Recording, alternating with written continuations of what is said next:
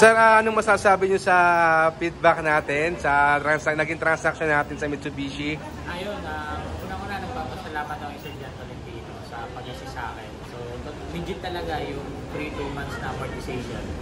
And then, 1 day approval na yung process. So, todo asikaso siya. So, day by day, nag-update siya sa akin kung ano yung status. So, maraming salamat kay Sir John and sa buo ng Mitsubishi. So, kay Sir John na kumuha. Legit.